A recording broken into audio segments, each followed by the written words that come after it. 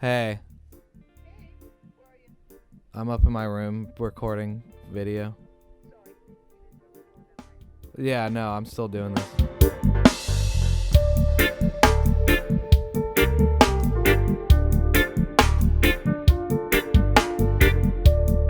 What's up, guys? Kurt here from Third Island Productions. We're back again with another video.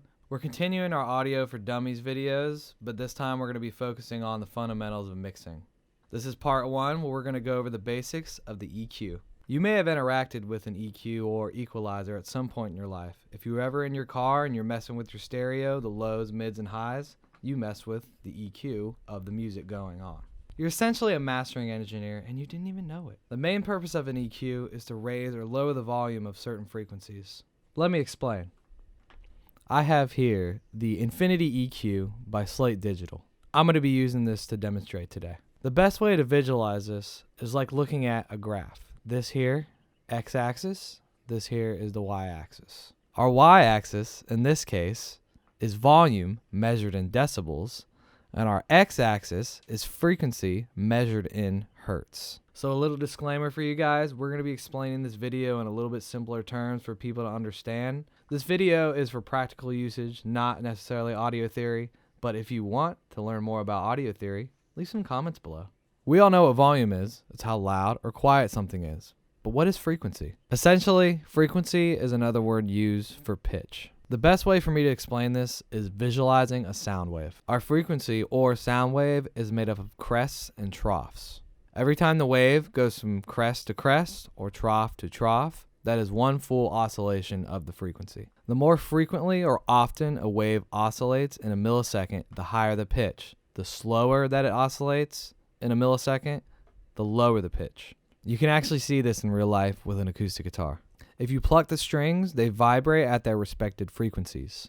Using a high-speed camera, you can see that the low strings vibrate slower than the higher strings. So basically, the EQ allows us to raise and lower the volume of certain frequencies. I've got some EQ on an electric guitar I recorded earlier.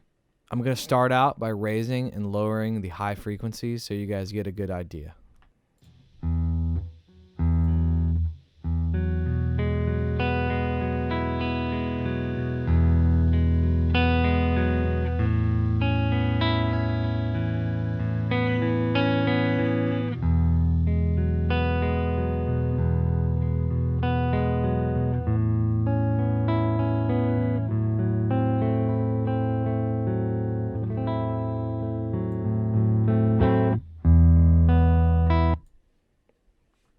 Cool, so hopefully you guys could hear the difference there. The last point is how we affect the frequencies. You saw in the guitar example that we grabbed most of the high frequencies and just raised and lowered them. But we can be more or less precise depending on what we want. All right, I'm going to pull up some EQ on this bass track and we're going to go over some of the shapes that we're going to use. So the EQ we use for the electric guitar is known as a shelving EQ. So if you look here on the guitar, I selected the frequency 3000 hertz. And basically what it does is the shelving EQ boosts or cuts everything from 3000 hertz and above.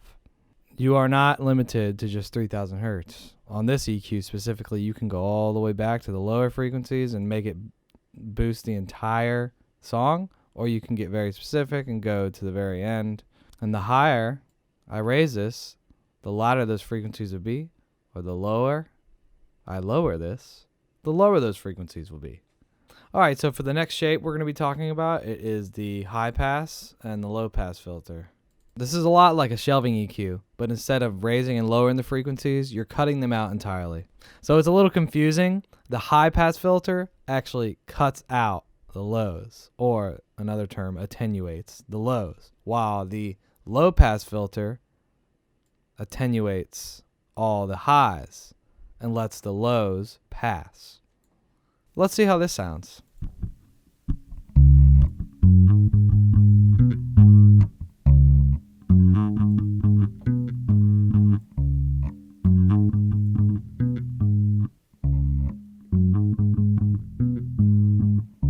So the last shape we're going to be talking about is the most commonly used, and that is known as the bell curve. This allows us to affect any certain range of frequencies along the spectrum. We can make the bell wider or narrower depending on how specific we want to get on the frequencies we select.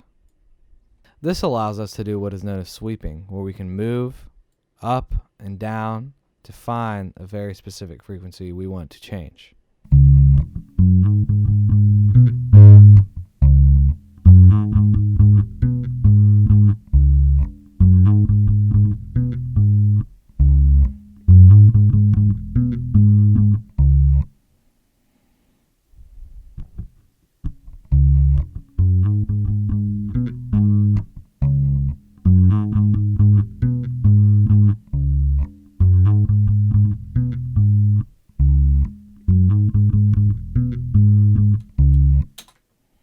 Finally, I got an EQ on the snare drum, and I'm about to EQ it like I would normally.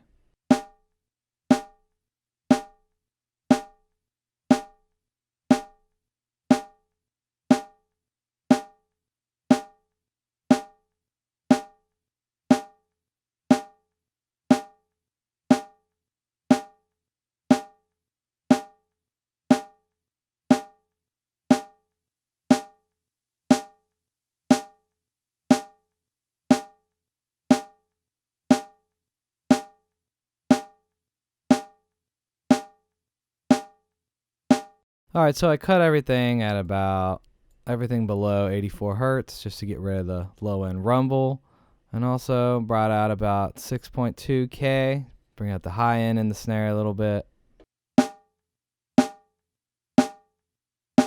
Sometimes I just gotta mess around with it too.